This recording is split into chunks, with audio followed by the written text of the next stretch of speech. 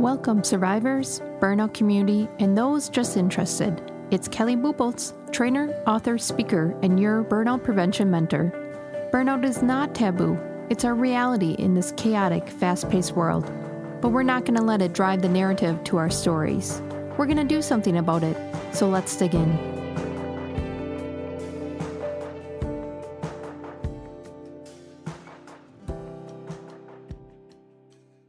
That juggle and struggle is real.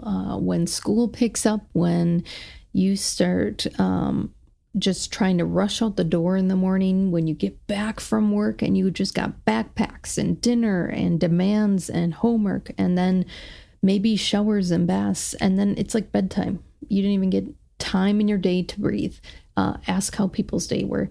That is such a condensed, chaotic time. And when I work in programs, we talk a lot about that, because how do we get back to functionality when the world is moving faster than ever, when demands from this world are demanding our attention faster than ever, and texts have to be immediate and emails have to be now? How do you juggle that all? So we had to create some kind of functionality in our household that's different than before. And I'm going to talk about that today, because I think sometimes we see things on social media and they have to be Pinterest perfect, and they look like beautiful home and garden setups and nice mud rooms and bins. And it doesn't have to be that way.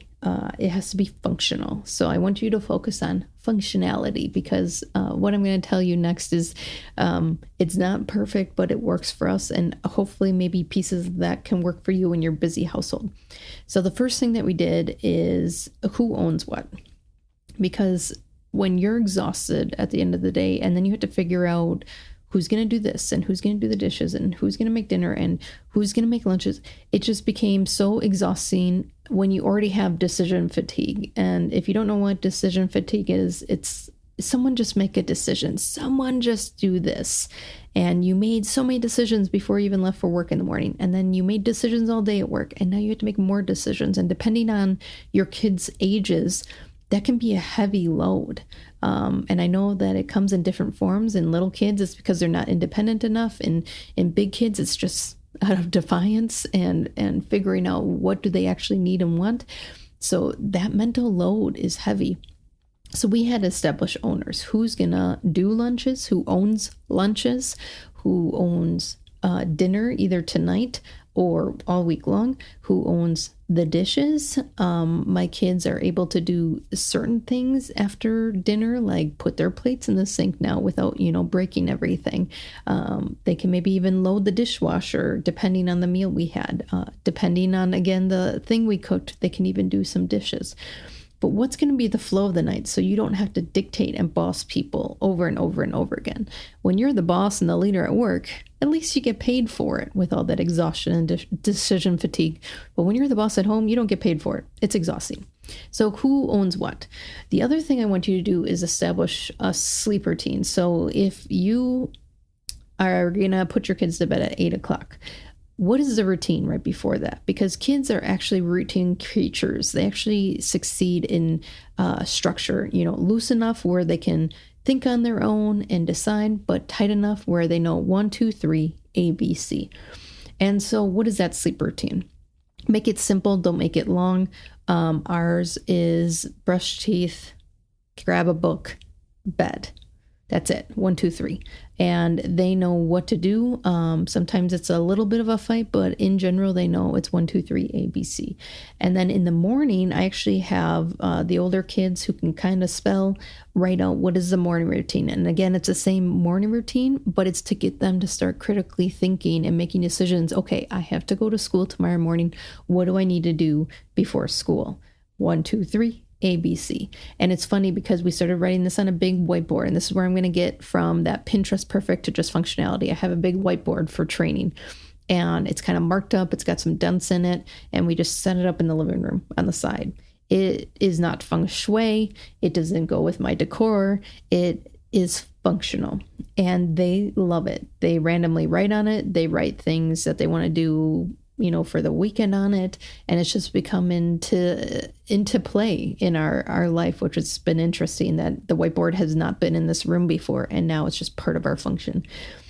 So the big kids or the little kid will work with me on writing out what is the morning routine. Okay, we have to get up, we have to get dressed, we have to eat breakfast, we have to brush teeth, we have to make our beds, we have to get our lunch boxes in our backpack.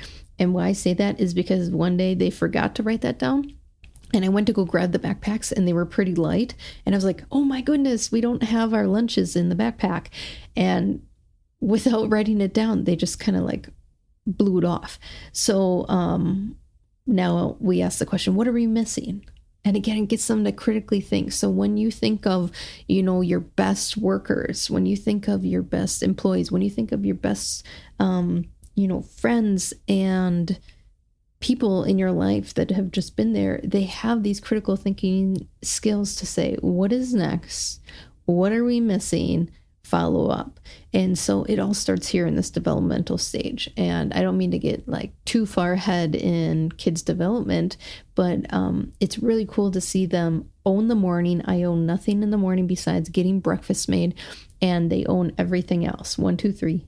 ABC. So that has been huge, is getting them into critical thinking so that I don't have to bark all morning. And by the time I get to work, I just don't want to lead anymore. I don't want to lead a team when I've led a bunch of munchkins out the door and it was exhausting.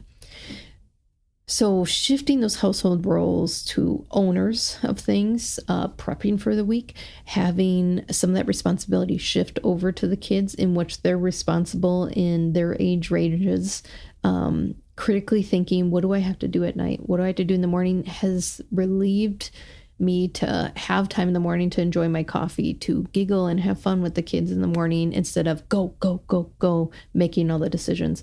At night, they know that mom can't have fun until all these things are done. So everyone's all in, trying to help where they can to get these things done so mom can also have fun or rest. So I hope that these household role shifts that I'm talking about help you and in your household and bring some functionality, not perfection, but functionality and progress in your days so that you can enjoy each other, you can be present, and it doesn't have to be this chaotic hustle from the moment you wake up to the moment you get to bed.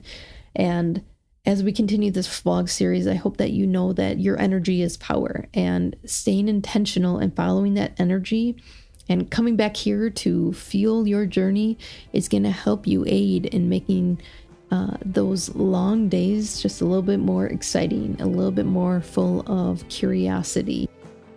I know you're not lazy. Most people in burnout are high performers, those serving others before themselves.